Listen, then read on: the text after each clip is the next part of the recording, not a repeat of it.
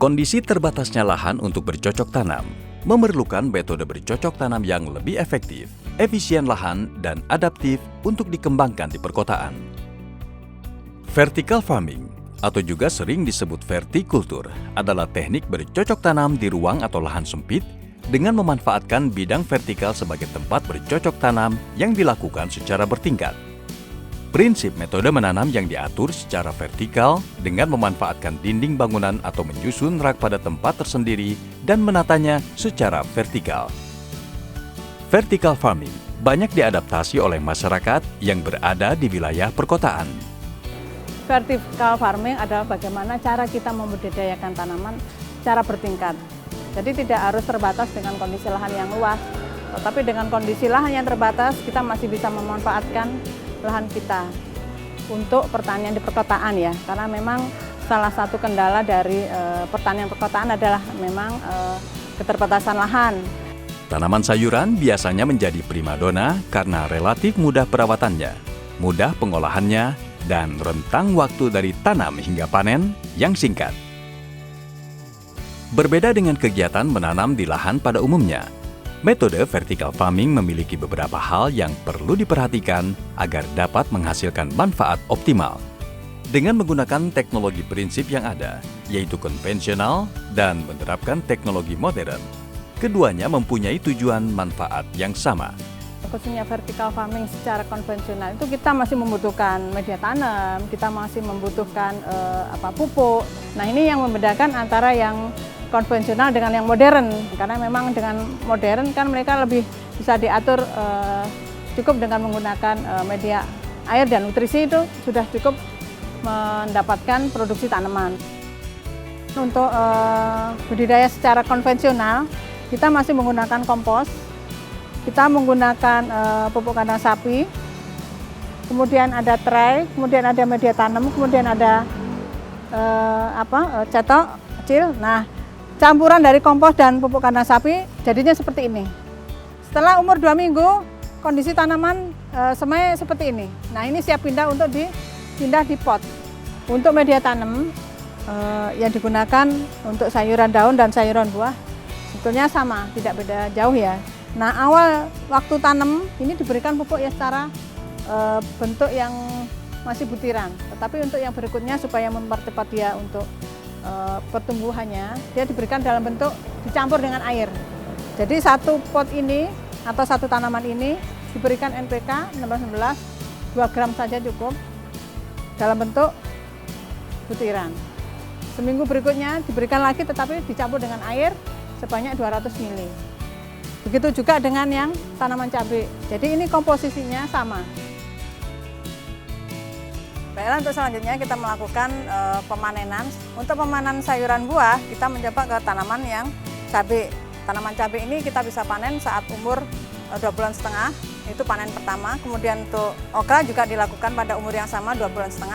Kemudian untuk pemanenan bisa dilakukan secara sekaligus, itu dilakukan pada tanaman sawi, pakcoy, kemudian kangkung, tetapi ada juga yang pemanenan secara bertahap. Bertahap misalkan pada tanaman cabai, sudah umur kira-kira 3,5 bulan karena sudah berwarna merah sekali. Kemudian kalau ini perkiraan sudah sekitar 2,5 bulan sampai 3 bulan karena warnanya masih hijau. Nah ini nanti juga warnanya juga menjadi merah begini. Untuk okra juga sama, 2,5 bulan. Nah untuk pemanenan okra juga umurnya dilakukan pada umur 2,5 bulan sampai 3 bulan. Beberapa hal penting yang perlu menjadi pertimbangan saat ingin mengimplementasikan salah satu cara, baik konvensional ataupun yang berterapan teknologi, baik yang di dalam ataupun di luar ruangan, adalah material pendukung fisik dari vertical farming itu sendiri. Karena hal tersebut berkaitan erat dengan masalah kondisi ketersediaan ruang atau lahan. Untuk mengatasi keterbatasan lahan terbuka di daerah perkotaan, kami dari PTP Jakarta memiliki 2 alternatif teknik budidaya. Yang pertama adalah teknik budidaya di luar ruangan, yaitu menggunakan sinar matahari. Dan yang kedua teknik budidaya di dalam ruangan yang menggunakan cahaya artifisial dari cahaya lampu. Untuk perawatan setiap hari misalnya, kita bisa melihat kondisi di perangkat hidroponik ini menggunakan teknik DFT, Deep Film Technique ya. Jadi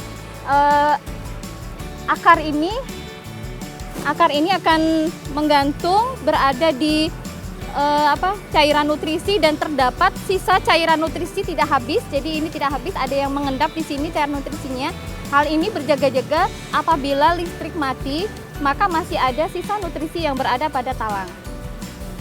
Apa saja dari karakter air yang harus kita cek? Yang pertama adalah dosis dari larutan nutrisi tersebut. Kami menggunakan satuannya ppm. Terus yang kedua, kita mengecek suhunya, suhu dari air tersebut. Kenapa suhu juga harus kita cek? Karena suhu yang tinggi, suhu larutan nutrisi yang tinggi akan mengurangi kemampuan tanaman menyerap unsur hara yang terkandung dalam larutan nutrisi tadi. Terus yang ketiga, kita mengecek juga pH. Jangan sampai pH-nya terlalu asam ataupun terlalu basa. Jadi pengecekan kita lakukan berkala. Jadi kalau untuk rak hidroponik itu memang tidak ada aturan bakunya. Kalau untuk ukurannya, panjangnya berapa meter, kemudian lubangnya berapa, itu tergantung kepada ruang yang tersedia. Dan tingginya berapa itu juga tergantung kepada ruang tersedia. Kita membuatnya ini, yang jelas harus ada jarak antara rak yang pertama, kedua, ketiga, dan keempat gitu. Itu dimaksudkan untuk apa? Biar nanti tidak ada tanaman yang tertutupi oleh sinar matahari. Sebagai produk inovasi dari urban farming, tentunya secara prinsip bercocok tanam dengan vertical farming perlu memperhatikan kaidah dasar metodenya, baik dalam bentuk hidroponik ataupun aquaponik. Teknologi yang berikutnya adalah aquaponik. Aquaponik menggunakan prinsip dasar dari hidroponik. Budidaya tidak menggunakan tanah. Jadi media yang kami gunakan hampir sama seperti media tanam dari hidroponik, tidak menggunakan media tanam. Pembeda utamanya apa? Pada aquaponik ini adalah kombinasi dari budidaya ikan dengan budidaya tanaman.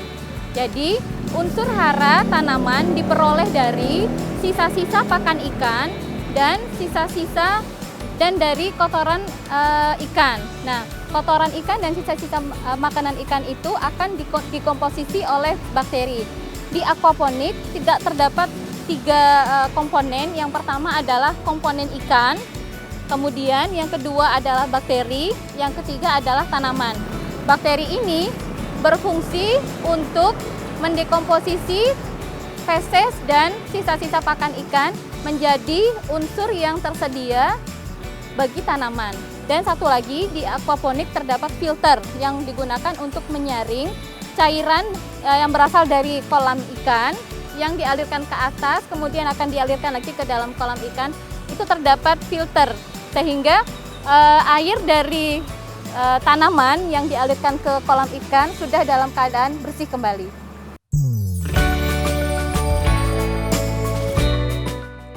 Organisme pengganggu pada tanaman vertical farming relatif lebih sedikit. Namun secara umum, macam dan jenisnya sama pada budidaya tanaman skala lahan hamparan. Untuk itu, diperlukan semacam identifikasi dini, monitoring, dan pengendalian yang rutin agar keberadaan organisme pengganggu tanaman dapat sesegera mungkin ditekan perkembangannya hingga kemudian terbasmi tuntas. Beberapa OPT atau organisme pengganggu tanaman yang terikut dari persemaian itu dapat dilanjutkan di tingkat lapangan. Sebagai contoh untuk kutu-kutuan, ada juga hama yang lain yaitu jenis pengorok daun. Nah, untuk hama pengorok daun ini dia akan membuat semacam terowongan di dalam lapisan daun sehingga daun akan tampak transparan. Ini. Selain itu juga yang banyak ditemukan pada kondisi tanaman di lapangan itu adalah jenis gangguan dari ulat ataupun belalang. Selain gangguan ulat ataupun belalang, ini juga dapat ditemukan jenis-jenis hama yang lain. Ini biasanya dari jenis kepik. Dia akan menggerogoti permukaan epidermis dari daun hingga daun juga akan lama-lama menjadi transparan. Itu dari golongan jenis hama. Sedangkan untuk dari jenis penyakit atau patogen tanaman, ini biasa yang kita temukan adalah kondisi tanaman yang akan layu seperti ini. Nah, ini ada yang layu dalam kondisi layu masih tetap hijau, tetapi ada juga beberapa yang layunya dalam kondisi sudah menguning. Nah, untuk kondisi layu yang masih dalam kondisi tanaman hijau, ini pada umumnya disebabkan oleh jenis patogen dari golongan bakteri. Pengendalian organisme pengganggu tanaman yang direkomendasikan adalah pengendalian secara terpadu, yang bersifat komprehensif dan ramah lingkungan. Pengendalian ini merupakan suatu sistem pengelolaan yang melibatkan beberapa metode pengendalian. Nah, di sini kita sekarang akan melanjutkan bagaimana teknik pengendaliannya. Nah, untuk pengendalian OPT, ini secara umum sebetulnya kita menggunakan apa yang disebut dengan teknik pengelolaan hama terpadu. Ada beberapa komponen yang dilakukan dalam pengendalian hama terpadu ini. Yang pertama adalah teknik pengendalian secara mekanis, teknik pengendalian secara biologis, pengendalian secara kimiawi, dan secara kultur teknis.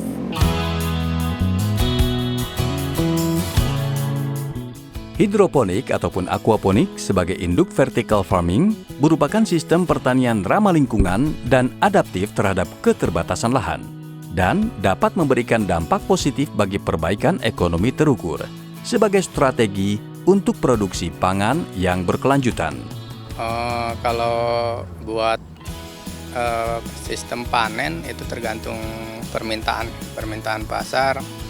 Itu bisa kita atur waktunya, mau setiap hari, mau 2 hari, mau seminggu 2 apa 3 kali, itu bisa tergantung permintaan pasarnya. Skala ideal itu biasanya kan lubang antar tanaman itu biasanya 20 sampai 18 cm kalau jenis sawi-sawian ya. Karena menurut pengalaman saya di sini, kalau saya lebih rapat lagi 10 cm jarak lubang tanam buat produksinya. Jadi lebih ke produksi lebih banyak lagi sih, soalnya permintaan pasar udah mulai meningkat. Jadi saya persempit lagi daripada saya tambah meja lagi, kan biaya lagi gitu. Ya perawatannya lebih simpel lah. Lebih simpel, cuman mengatur nutrisi, ngecek hama. Pekarangan yang kita miliki bukan hanya sekedar untuk menciptakan keindahan. Mulailah memanfaatkan pekarangan yang kita miliki sebagai sarana kegiatan vertical farming guna membuka dan meningkatkan peluang ekonomi.